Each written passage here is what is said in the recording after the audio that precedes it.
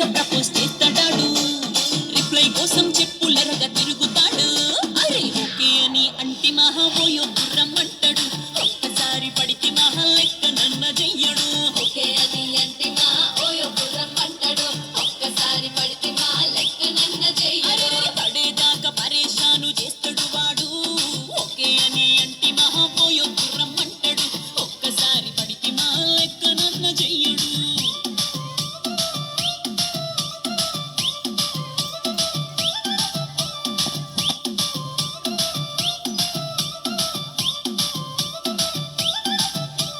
కోకెటోన్ని మీరు గోగనిస్తుంటారు